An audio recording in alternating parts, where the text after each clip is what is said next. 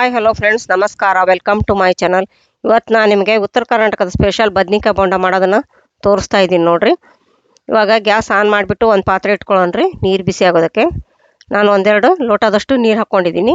ಒಂದು ಸ್ವಲ್ಪ ಉಪ್ಪು ಹಾಕ್ಕೋತಾ ಇದ್ದೀನಿ ನೋಡಿರಿ. ಹಾಕ್ಕೊಂಡು ಒಂದು ಸ್ವಲ್ಪ ನೀರು ಬಿಸಿ ಆಗಲಿರಿ ಅವು.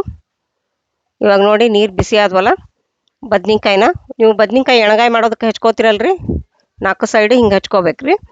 ಹೆಚ್ಕೊಂಡು ಇವಾಗ ನೀರ್ನಾಗ ಹಾಕ್ಕೊಳ್ಳೋಣ ಅವನ್ನ ಕುದಿಯೋದಕ್ಕೆ. ಇವಾಗ ನೀರ್ನಾಗ ಹಾಕಿ ಇವಾಗ ಒಂದು ಪ್ಲೇಟ್ ಮುಚ್ತೀನಿ ನೋಡಿರಿ. ಒಂದು 2-3 ನಿಮಿಷ ಕುದಿಲ್ರಿ. ಇವಾಗ ಪ್ಲೇಟ್ ತೆಗೆದು ಕಾಯಿಡಿಸ್ಕೊಳ್ಳೋಣ್ರಿ. ಒಂದು ಸೈಡ್ ಹಿಂದೆ ಕುದಿರ್ತಾವಲ್ಲ, ಮತ್ತು ಒಂದು ಸೈಡ್ ಹಿಂಗೆ ಕುದಿತಾವ ಅಂಥೇಳಿ ಚಮಚೆಯಿಂದ ಈ ಥರ ಕಾಯಿಡಿಸ್ಕೋಬೇಕು. ಅಂದರೆ ಈ ಥರ ನೀವು ಕಾಯಿಡ್ಸೋದ್ರಿಂದ ಸುತ್ತು ಚೆನ್ನಾಗಿ ಬೇಯ್ತಾವು ನೀರಿನಲ್ಲಿ. ನೋಡಿ ಇವಾಗ ಕುದೀತಾ ಇದೆಯಲ್ಲ, ಗ್ಯಾಸ್ನ ಆರಿಸ್ಬಿಡೋಣ. ಗ್ಯಾಸ್ ಆರಿಸ್ಬಿಟ್ಟು ಇವಾಗ ಅವನ್ನ ಕಡಿಗೆ ತಗೊಳ್ಳೋಣ್ರಿ. ಒಂದು ಪ್ಲೇಟ್ನಲ್ಲಿ ನೀರು ಬಸ್ದು ತಗೋಬೇಕು. ತುಂಬ ರುಚಿಯಾಗಿರ್ತಾವೆ ನೋಡಿರಿ ಬದ್ನಿಕಾಯಿ ಬೋಂಡ. ಇವು ಉತ್ತರ ಕರ್ನಾಟಕದ ಸ್ಪೆಷಲ್ಲು. ಯಾರು ಗೆಸ್ಟ್ ಬಂದಾಗ ನೀವು ಬೇಗನೆ ಮಾಡಿಕೊಡ್ಬೋದು. ಇಲ್ಲಾಂದ್ರೆ ನೀವು ಸಾಯಂಕಾಲ ಟೀ ಟೈಮ್ ಏನಾರು ತಿನ್ಬೇಕು ಅನ್ನಿಸ್ದಾಗ ನೀವು ಈ ಥರ ಬೋಂಡಾನ ಮಾಡ್ಕೊಂಡು ತಿನ್ಬೋದು. 2 ಚಮಚ ಅಚ್ಚ ಖಾರದ ಪುಡಿ ಹಾಕ್ಕೊಂಡಿದ್ದೀನಿ ರೀ. 1 ಚಮಚ ಉಪ್ಪು, ಒಂದು ಸ್ವಲ್ಪ ಅರಿಶಿನ, ಒಂದು ಸ್ವಲ್ಪ ಗರಂ ಮಸಾಲ ಹಾಕ್ಕೊಂಡಿದ್ದೀನಿ. ಅದನ್ನ ಈಗ ಚೆನ್ನಾಗಿ ಮಿಕ್ಸ್ ಮಾಡ್ಕೊಳ್ಳೋಣ. ಮಿಕ್ಸ್ ಮಾಡಿಕೊಂಡು ಅದಕ್ಕೆ 1 ಚಮಚ ಎಣ್ಣೆ ಹಾಕ್ಕೊಂಡು ಕಲಿಸ್ಕೊತೀನಿ ನೋಡಿರಿ.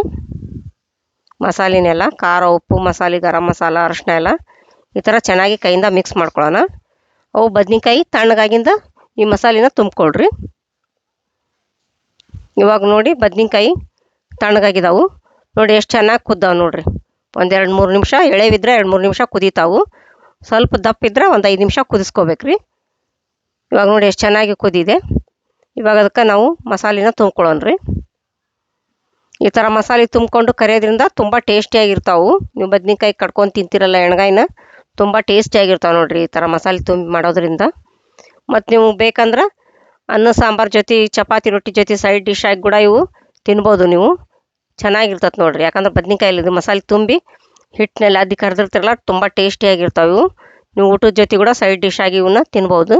ಇಲ್ಲ ನೀವು ಟೀ ಟೈಮ್ ಸ್ನ್ಯಾಕ್ಸ್ ಅಂತೇಳಿ ಸಾಯಂಕಾಲ ಕೂಡ ನೀವು ಮಾಡ್ಕೊಂಡು ತಿನ್ಬೋದು ಈ ಥರ ಬದ್ನಿಕಾಯಿ ಬೋಂಡನ.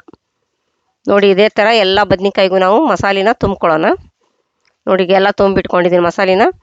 ಇವಾಗ ಒಂದು ಪಾತ್ರೆ ತೊಗೊಂಡು ಕಡಲೆ ಹಿಟ್ಟು ಕಲಿಸ್ಕೊಳ್ಳೋಣ. ಅದಕ್ಕೆ ಆ ಬಟ್ಲದ್ಲೆ ನಾನು ಒಂದು ಬಟ್ಲು ಹಿಟ್ಟು ತೊಗೊಂಡಿದ್ದೀನಿ ರೀ, ಸಾಣಿಸಿ. ರುಚಿಗೆ ತಕ್ಕಷ್ಟು ಉಪ್ಪು, ಒಂದು ಚಿಟಿಕೆ ಸೋಡಾ ಹಾಕ್ಕೊಂಡಿದ್ದೀನಿ ನೋಡಿರಿ. ಸೋಡಾ ಪುಡಿ ಭಾಳ ಹಾಕ್ಕೋಬೇಡ್ರಿ, ಒಂದು ಚಿಟಿಕೆ ಅಷ್ಟು ಹಾಕ್ಕೊಡ್ರಿ. ಒಂದು 2 ಚಮಚದಷ್ಟು ಎಣ್ಣೆನ ಬಿಸಿ ಮಾಡಿ ಹಾಕ್ಕೊಂಡಿದ್ದೀನಿ ರೀ. ಇವಾಗೆಲ್ಲ ಚೆನ್ನಾಗಿ ಕೈಯಿಂದ ಮಿಕ್ಸ್ ಮಾಡ್ಕೊಳ್ಳೋಣ. ಎಣ್ಣೆ ಉಪ್ಪು ಎಲ್ಲ ಚೆನ್ನಾಗಿ ಹಿಟ್ಟು ಜೊತೆ ಮಿಕ್ಸ್ ಮಾಡಿಕೊಂಡು ಇವಾಗ ಸ್ವಲ್ಪನೇ ನೀರು ಹಾಕ್ಕೊಂಡು ಕಲಿಸ್ಕೊಳ್ಳೋಣ ರೀ. ಒಮ್ಮೆ ಭಾಳ ನೀರು ಹಾಕ್ಕೋಬಾರ್ದು, ಸ್ವಲ್ಪನೇ ನೀರು ಹಾಕ್ಕೊಂಡು ಕಲಿಸ್ಕೋಬೇಕು. ಮಿರ್ಚಿ ಮಾಡ್ತೀವಲ್ರಿ, ಮಿರ್ಚಿ ಹಿಟ್ಟು ಕಲಿಸ್ತೀವಲ್ಲ, ಅದೇ ಹದಾನ ಸ್ವಲ್ಪ ನೀರು ಹಾಕ್ಕೊಂಡು ಚೆನ್ನಾಗಿ ಈ ಥರ ಮಿಕ್ಸ್ ಮಾಡಿಕೊಂಡು ಕಲಿಸ್ಕೋಬೇಕು. ಈ ಥರ ನಾವು ಹಿಂಗೆ ಮಿಕ್ಸ್ ಮಾಡಿ ಕಲಿಸ್ಕೊಳ್ಳೋದ್ರಿಂದ ಬೋಂಡ ಚೆನ್ನಾಗಿ ಬರ್ತಾವೆ ರೀ, ಟೇಸ್ಟಿಯಾಗಿರ್ತಾವೆ. ನೋಡಿ ಈ ಥರ ಕೈಯಿಂದ ಹಿಂಗೆ ಮಿಕ್ಸ್ ಮಾಡ್ಕೊಂಡು ಕಲಿಸ್ಕೋಬೇಕು. ಈ ಥರ ಹಿಟ್ಟು ಹೊಡಿತೀವಲ್ಲ ಆ ಥರ ಮಿಕ್ಸ್ ಮಾಡ್ಕೋಬೇಕು. ಇದನ್ನು ಒಂದು ಸ್ವಲ್ಪನೇ ನೀರು ಹಾಕ್ಕೊಂಡು ಹದ ಬರೋವರೆಗೂ ಕಲಿಸ್ಕೋಬೇಕು. ನೋಡಿ ಇವಾಗ ಹದ ಬಂತು, ಈ ಥರ ಹದ ಇರಲದು. ಗ್ಯಾಸ್ ಆನ್ ಮಾಡಿಬಿಟ್ಟು ನಾನು ಎಣ್ಣೆ ಬಿಸಿಗೆ ಇಟ್ಕೊಂಡಿದ್ದೆ ರೀ. ಇವಾಗ ನೋಡಿ ಎಣ್ಣೆ ಬಿಸಿಯಾಗಿದೆ.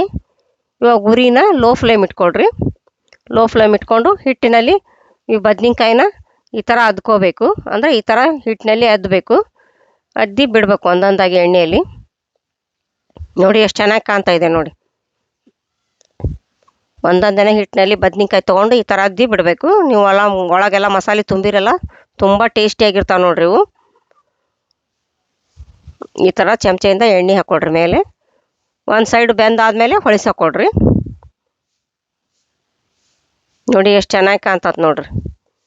2 ಸೈಡು ಈ ಥರ ಗೋಲ್ಡ್ ಕಲರ್ ಬರೋವರೆಗೂ ಕರ್ಕೋಬೇಕು.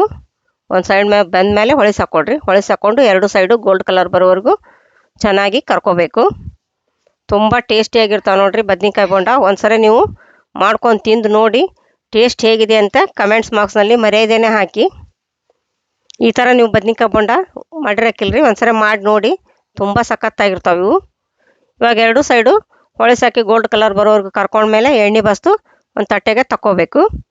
ಈಗ ಇನ್ನೊಂದು ಟ್ರಿಪ್ ಬಿಟ್ಟು ನೋಡಿರಿ, ಬದ್ನಿಕಾಯಿನ ಈ ಥರ ಹಿಟ್ಟಿನಲ್ಲಿ ಅದ್ಬಿಟ್ಟು ಬಿಡಬೇಕು.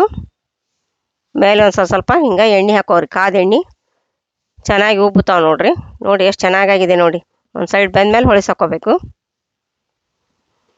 ನಿಮ್ಗೆ ಸಡನ್ನಾಗಿ ತಿನ್ಬೇಕು ಅನ್ನಿಸ್ದಾಗ ಮಿರ್ಚಿ ವಡಿ ಎಲ್ಲ ಮಾಡ್ಕೊಂಡಿರ್ತಾರಲ್ಲ, ಈ ಥರ ಒಂದು ಸಲ ಬದ್ನಿಕಾಯಿ ಬೋಂಡ ನೀವು ಮಾಡ್ಕೊಂಡು ನೋಡಿ ಹೇಳಿ ಹೇಗಿದೆ ಅಂತ.